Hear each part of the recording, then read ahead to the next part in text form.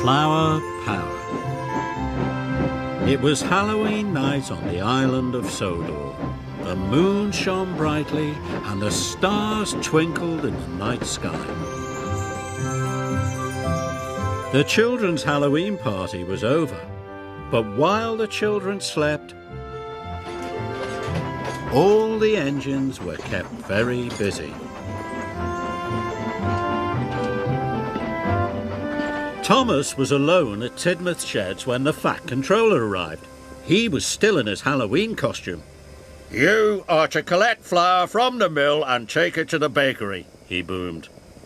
"You must work with Diesel. The island needs its morning toast, and Lady Hat and I need our crumpets," he added sternly. "So I'll have no mishaps tonight."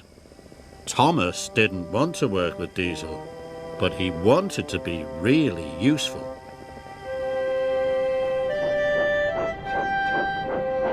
When Thomas arrived at Brendan, he couldn't see Diesel at all.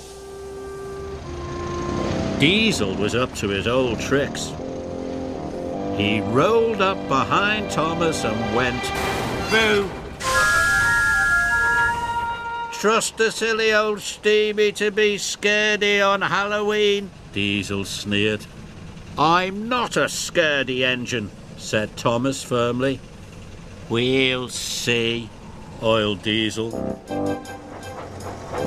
Thomas and Diesel headed for the flour. Diesel teased Thomas with every click and every clack. When they arrived at the woods, Diesel cried, "It's the haunted forest!" And he called out, "Woo, Thomas!"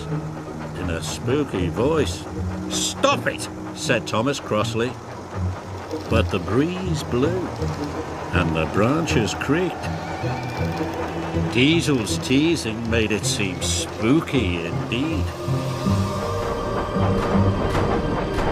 Then they came to the abandoned mine. The buildings were deserted, but they could hear a banging noise. "What was that?" cried Thomas. "Sounds like the ghost engine looking for a steamy to scare." "Well, I'm not scared," said Thomas, but he wished he felt as brave as he sounded.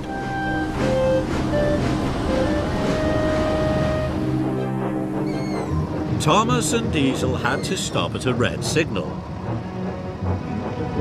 It was next to a twisty old tree. The wind whistled, and Thomas heard a strange cry. Suddenly, Thomas felt something touch his tender. "Look out!" cried Diesel. "The ghost engine is after your funnel." "Cinders and ashes," gasped Thomas, and he let out a frightened peep. "Scaredy engine," Diesel teased. Thomas was very cross with Diesel. He wanted to pay him back for all his teasing. Thomas and Diesel arrived at the flour mill. Thomas rolled up to collect the flour. Then Thomas had an idea. "We'll see who's a scaredy engine," he puffed. Thomas biffed the trucks out of the way and rolled under the chute himself. When Thomas puffed out the other side, he was covered from dome to buffer in pure white flour. "Woo!" he said spookily. "It's the ghost engine," cried Diesel. "It's come to get me." "Stop," cried Thomas. "It's just me." But Diesel was nowhere to be seen. After Diesel was gone, the mill seemed very quiet. But there was still work to do. The island needs its bread, thought Thomas, and the Fat Controller needs his crumpets.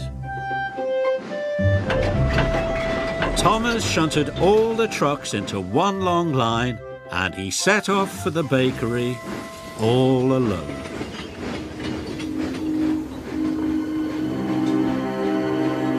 As Thomas arrived at the twisty tree, He wished he could go faster, but it was a very long train and he had to go slowly. Because he was going so slowly, Thomas could see that the tree wasn't spooky at all. It was just a tree, he gasped, and the strange cry was an owl. Thomas was relieved. Thomas chugged towards the abandoned mine. He could still hear the spooky banging. He looked to his left and then to his right, and he saw what was making the noise. "It's just an old door," he gasped. "The wind is making it crash." Finally, Thomas reached the old woods.